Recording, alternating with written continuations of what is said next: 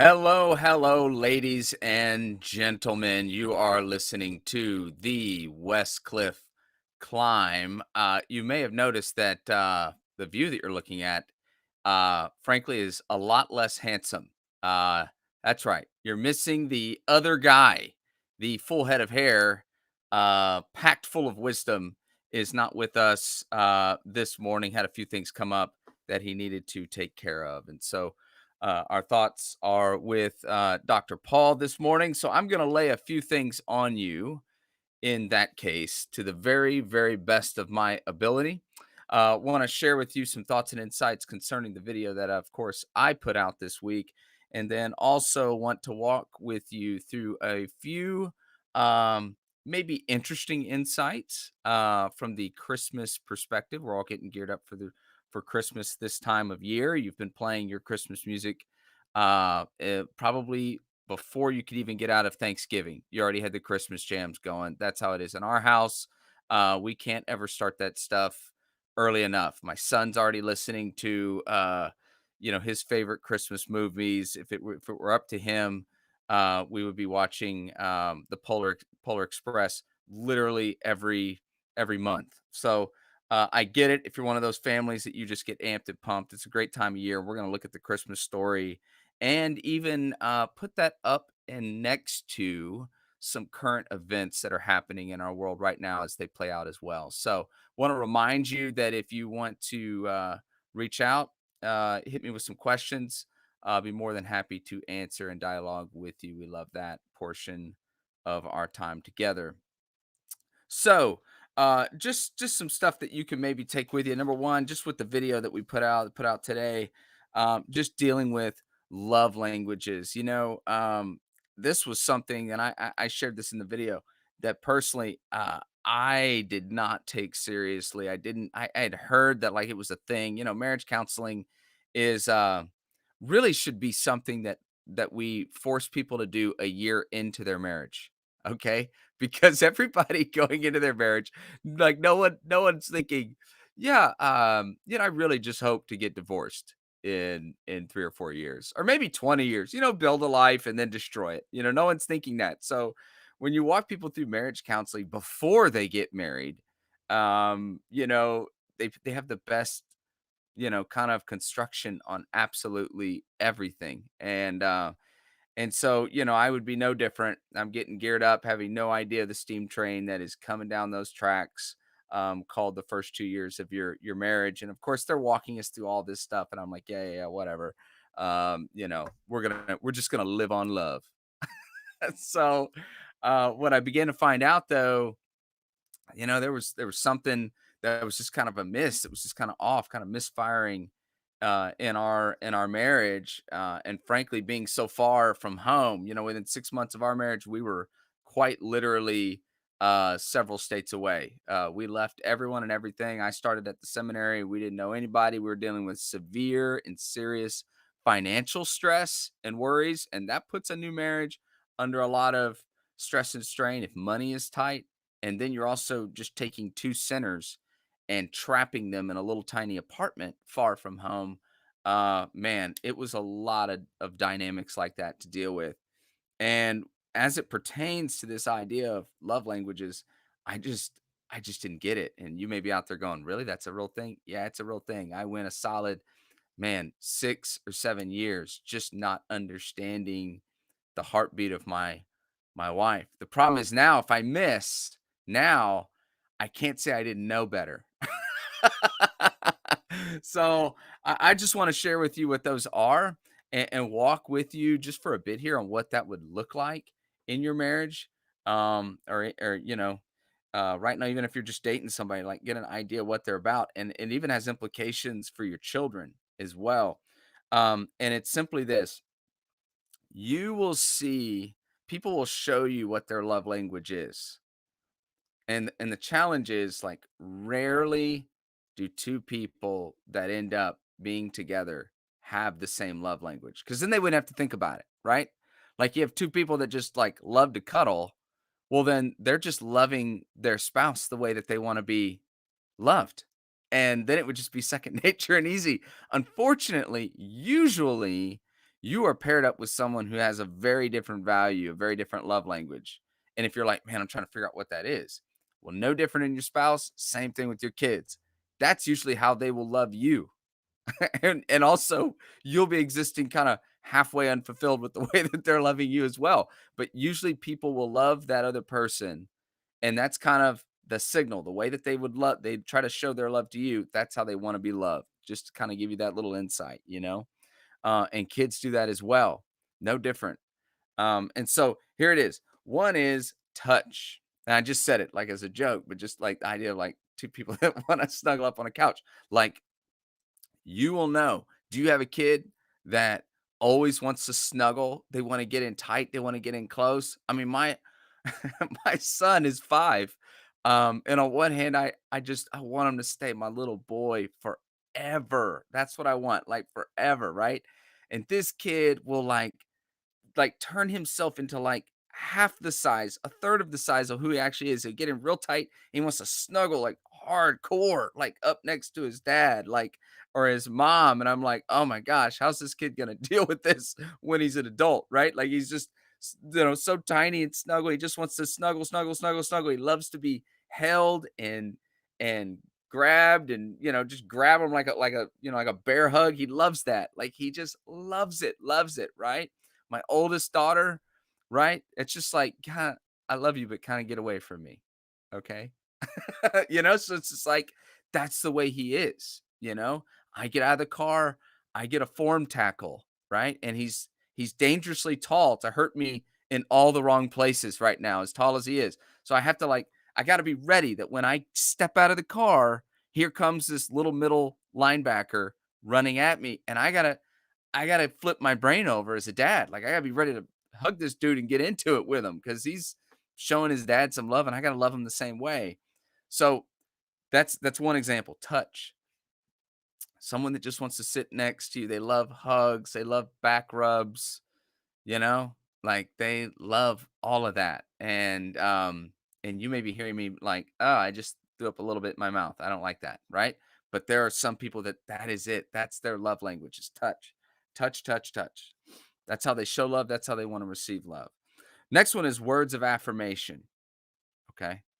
So this is just people that are just told, like, man, you did a great job. You did a fantastic job. Or, you mean so much to me. You know, you are a beautiful person inside and out.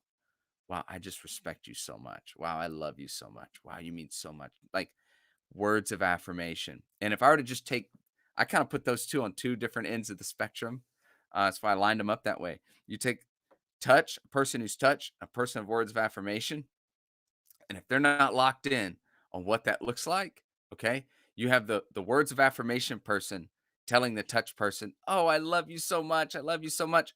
And that person's still kind of empty. All right? That thank you for telling me. I just want you to like give me a hug. Okay? And meanwhile, the touch person around every corner is hugging the words of affirmation person and they're like, "Thanks for the hug. Um, but what do you think of me? You never express what you think of me." So you see what I'm saying? Like that's where these two can be like two ships just passing in the night. One's constantly affirming the one that just wants to be held, and the one that wants to just hold the other person. They're just totally missing each other. They're giving each other what they want, not what the other person needs, right? So words of affirmation. You may have that person in your world. They're constantly complimenting you, and you're just kind of like, It's probably because your love language is not words of affirmation, right? But what you can take from it, if nothing else, that's their love language because they're going to just keep heaping praise on you. Some of this comes down to even just communication. Like some of you at some point have to be like, hey, listen, thank you so much for saying nice stuff. It means a lot to me. Okay. Would it kill you to just give me a hug? So it was like this huge breakthrough after 6 or 7 years of being married. Like I missed it like for years. And I remember my wife telling me like, "Yeah, I got this gift in this one particular situation." And she's like, "I just like it was emotional for her. Like it deeply impacted her." And she had come to the conclusion that, like, for example, gifts, that's another one of the languages, like maybe I shouldn't, maybe that's a weird love language. Maybe that's not acceptable to have a love language of gifts, right? And it, like, for her it was a whole awakening as to why all these other kind of love languages that, people that would give her a hug or people would express certain things, like, they she appreciated it. She knew it was from a good place. It meant a lot to her, but it, like, there was something different about receiving a gift, you see? So communicating, communicating, communicating. So, so, so, so, so important. All right. So next one, we'll get to gifts in just a second. Acts of service. All right. With your kid, with your spouse. Do you have that person in your world that loves to do things for you? Man, the most precious resource we have in this life, most precious commodity we have is our time. And this person, they will stop heaven and earth to help you at any time, in any way. So they don't want to just be, hey man, thank you. They give you 3 hours of their life. Yeah, I mean, you can buy them lunch and they'd appreciate it. Okay. Yeah, you can pat them on the back. Good job. You could tell them, I really appreciate it. You know what they really want? They want you at some point to go help them. It will mean the world to them. And if you're like me, selfishly, I don't want to do that. Okay. But like, that's how, for some folks, right? That idea of acts of service. Your child, you may already know which child this is. You go outside and they're that kid just standing in their diaper, right? They're 2.5 feet tall, maybe 2 foot tall, right? And they've got, a rake in their hand, just dragging it all over the place. Matter of fact, they're making a bigger mess than even helping you. Okay. But they just want to help. They want to know what you're doing and how can I help you do it? Well, they're already showing you as a little munchkin, like what is exactly like their love language. Like they're already showing you like acts of service. That's how they want to show it. And of course, next one is gifts. I just talked about that. My wife's is gifts. Didn't get it for the longest time. And I will tell you something. Early on in our marriage, too, I would have said out of ignorance, even if I had known, well, that's off the table, right? Like, shoot, gifts, Louis Vuitton, daddy can't do that. Right? So, what did I have to do? Well, I would have thought, like, my perception would have been realizing that my wife, it's gifts, is that, oh, like, I can't afford $1,000 shopping sprees. I guess I can't love her, right? The way that she wants to be loved. But she will tell you to this day, money was tight. Money was tight all the time. I'm not saying it's a whole lot better now, but it was really, really bad back in the day. Okay. Trying to get through the seminary. I, what I basically did is I just had like random like stuffed animals, if I remember. And I'm telling you right now, this even tells you I barely remember the story. I bet she could tell you details. And I, like, put that in, like, some random candy, and I'm so embarrassed to tell you, I'm not even sure what the deal was. I can't tell you if it was Valentine's Day, was it her birthday or whatever. I'm so embarrassed. Now this is all gonna be recorded. Um, but I put it in the car so that when she went to work, it was like, "Surprise," right? It was in the trunk. Like, I just kinda did, like, all that, Elf on the Shelf, only with stuffed animals.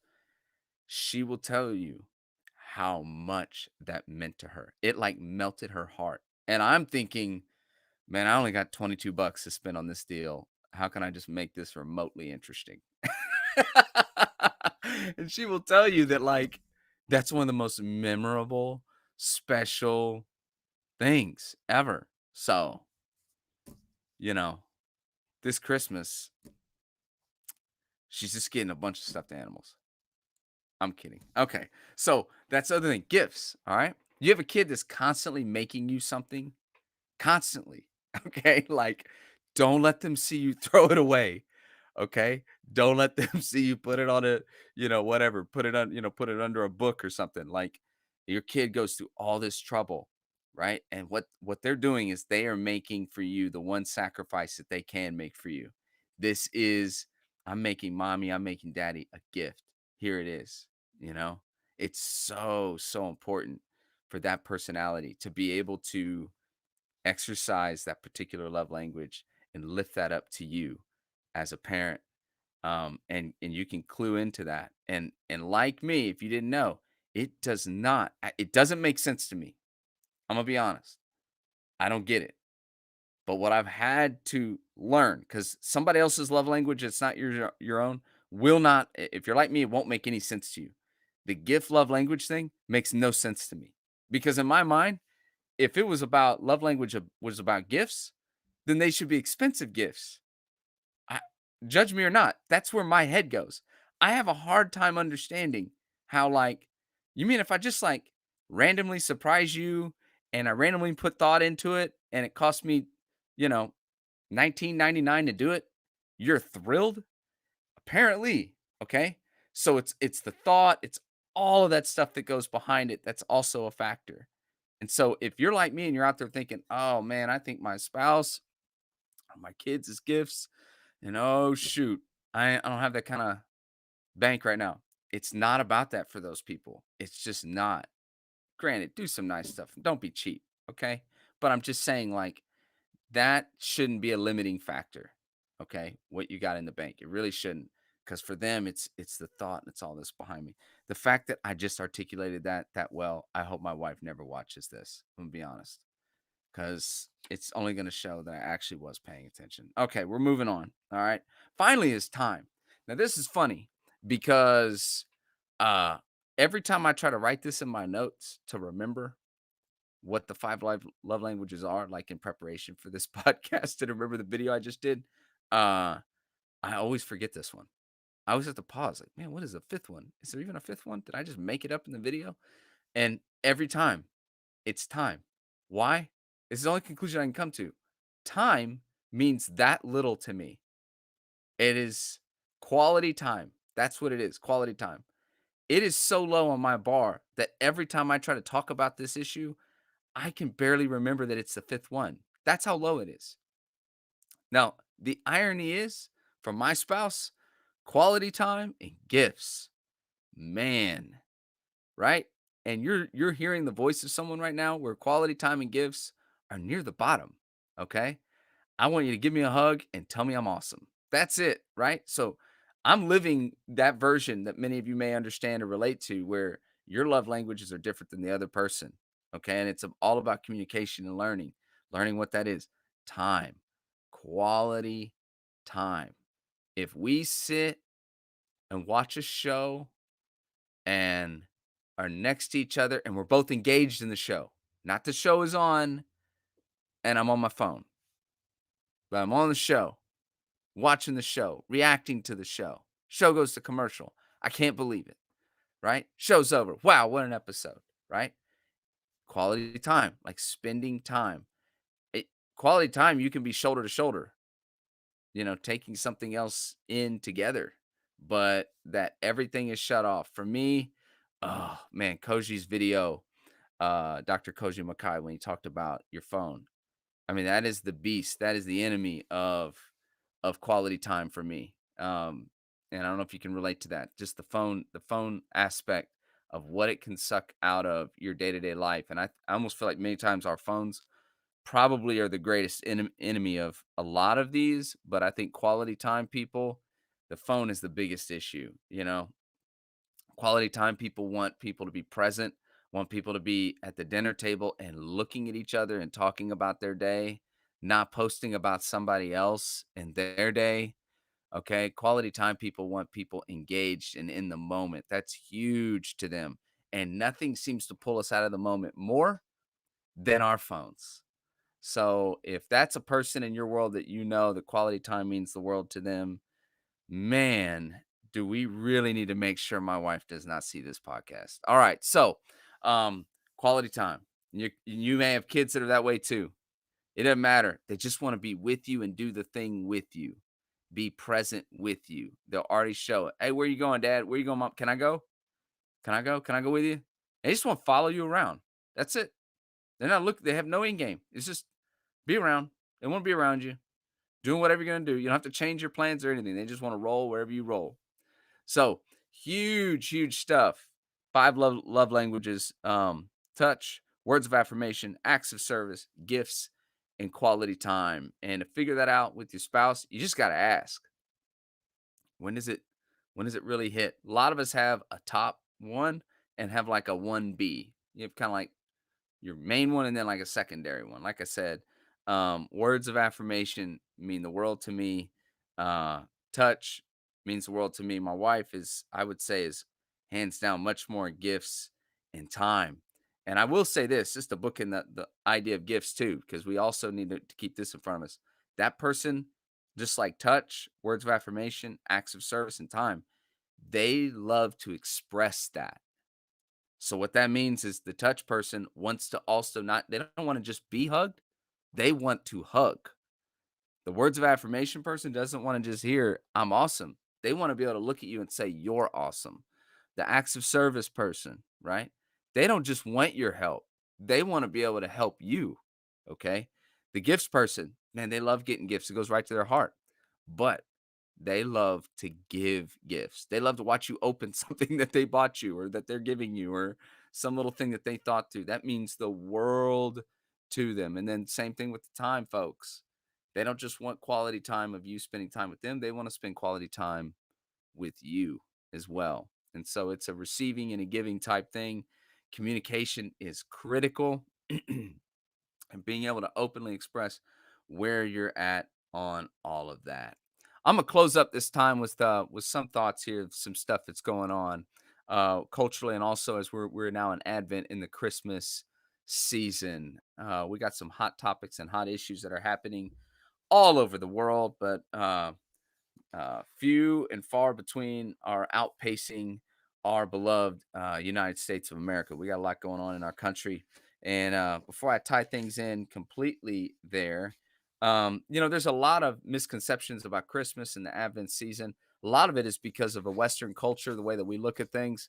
And also, we try to fit everything into a church service. So, most people can come to all kinds of conclusions about the person of Jesus, the story of Mary and Joseph and Jesus, and that whole thing just based on their experiences in church, right? Because you got to get the children's choir and you got to get the handbell people, or you got to get your awesome praise band. And you got to, if you got the budget, we got to have a live nativity. I need camels and I need donkeys. I need horses. And well, who are we going to dress up like wise men? We need wise men. So before you know it, you have everybody, lit up candles sitting in your church singing Silent Night with animals running around, people dressed up like the wise men. You got Mary, Joseph, and Jesus, bunch of kids that they could find, right? And what's the conclusion you come to? Here's this one example from Western culture. The conclusion you come to is the wise men showed up when Jesus was a little baby, right on cue for the choir, right? I mean, that's what you would think. And oh, the wise men showed up when they were in Bethlehem, right? And if I would just kind of challenge you, you take another look at the text at hand. If you're to look at Luke chapter 2, I love this. In Luke chapter 2, it says this in verse 39. When Joseph and Mary had done everything required by the law of the Lord, they returned to Galilee, to their own town of Nazareth. Did you catch that? And everything the law that required, they circumcised Jesus after 8 days, and Mary's ritual purification would have been 40 days. And then they're leaving. They're gone. That's literally what Luke 2, verse 39 says. They're leaving. But most churches, if they even preach that at all, first of all, they're not going to preach it on Christmas Eve. It's not going to happen. So some of you are like, I didn't even know I was in there. Like others, we usually do talk about this the next Sunday. But we just did Silent Night with the wise men for Christmas Eve.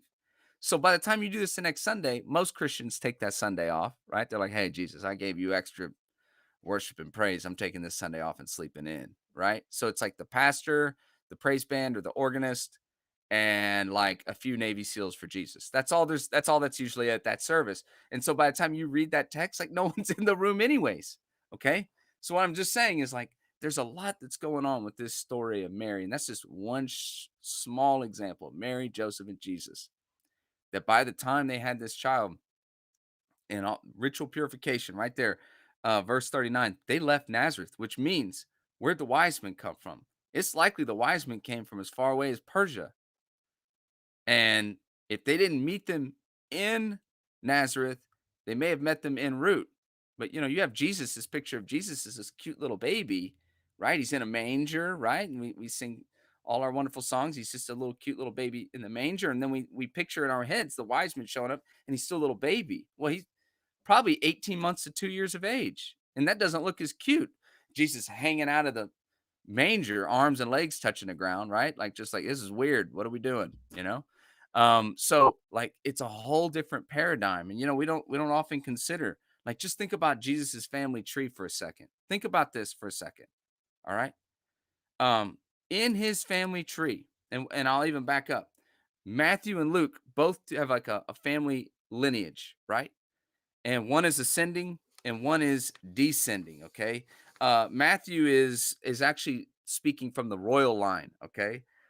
That's how things are passed through the father. Luke is talking about the bloodline as things are passed through the mother. So whenever you read those two genealogies, a lot of critics will go, "Oh, look, these two guys, they couldn't get their story straight." No, they're working off of each other to paint a more beautiful picture, fullness of a picture. And it's amazing because in Jeremiah 22 verses 30, there's a curse that is put down on Jehoiachin, otherwise known as Jeconiah. Such a terrible king that God made it clear in this curse. And he references it in Jeremiah 22:30. There will be no one, no seed from this person that's going to sit on the throne of David. Right? So then what? Well, how'd that happen? Because God didn't break. He doesn't go back on his word. He makes a promise in your life. He doesn't break the promise. If there's a curse, he ain't breaking the curse. So what happened? Well, quite literally, Mary and Joseph, both generations and generations earlier, both come out of David, the house and line of David, the family of David. And the net result is literally Joseph is the adopted, like adopted, if you want to think of it in our terms, like adopted Jesus. He's the adopted son of Jesus. He's the son of the Heavenly Father. But legally, like, it would almost be like society would look at it like, oh, he's the adopted kid. And being the adopted kid, therefore, he has all the rights and privileges of that adopted kid. Okay. But he's full blood all the way through the right to reign and rule through Mary, which is unbroken. So you see how God circumvented his own curse. He circumvents the curse for the promise to be secure. Okay. And if you look at that family tree, I mean, you have, I don't know if you know what this terminology is. Go ahead and Google it. But two harlots. There's one born out of incest. There's one adulterer.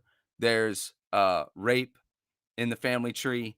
There is every kind of perversion and sickness, child sacrifice, kings that were wicked and evil and bad that signed off on terrible things. The family tree of Jesus is full of people whose names you don't put in your family picture and you don't put them above the fireplace on the mantle. You don't. Okay. Uncle Ned. All right. Or Aunt whatever that no one talks about. Like, they're not even in the picture. And we don't even talk about them. We all have crazy people, right? Scripture's different than your family and mine. Scripture actually lists their names, tells their story, and then lists it as part of the lineage of Jesus. And in it, you have every kind of perversion and sickness and horrific thing that's happened. Again, from incest, rape, murder, even King David, who'd be a high spot. He's a horrible dad. He's a terrible communicating father, which is incredible because the Psalms are beautiful. But man, that guy couldn't say a word, it didn't seem, to his own kids, right? So what does that all mean then, right? What does that all mean, that like there's that kind of perversion and brokenness? And I see what Lamar said, King David had a good friend, right? Amen. And he even killed his own buddy. So this is all in the house and the line and the lineage of David, okay? And here comes Jesus. And I want to just, in light of all of the discussions that are happening right now, I wrote this up and I'm going to post it here after the podcast, of just what's going on right now with our Supreme Court ruling. Pastors are speaking out on a lot of things. And one of the hardest things sometimes is to keep up with just the just crazy pace of all of the insane stories that are constantly flying at followers of Jesus and the church, to be able to keep pace with it.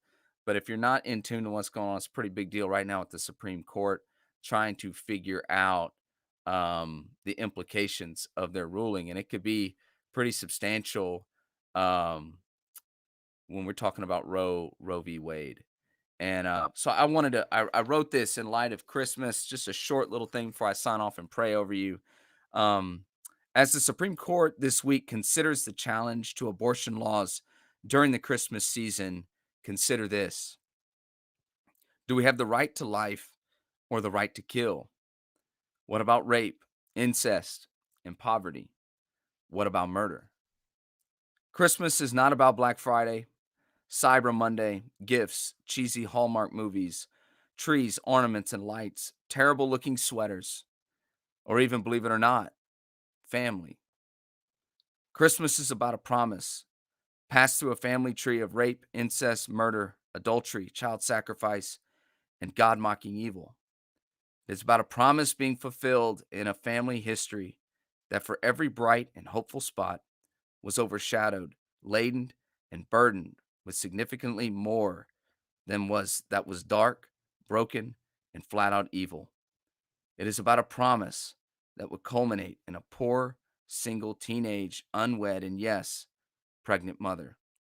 She is the poster child and candidate for the American abortion dialogue.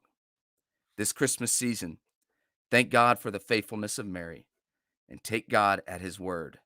As Mary took God at his word, she trusted him in overwhelming circumstances and walked in simple trust for her needs to be met and her future to be secure. Hashtag follow her lead.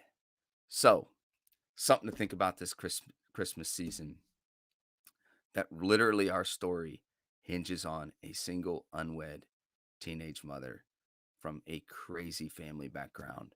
No prospects, no future. The one person she had in her life was looking to divorce her quietly. And she did the incredibly heroic thing.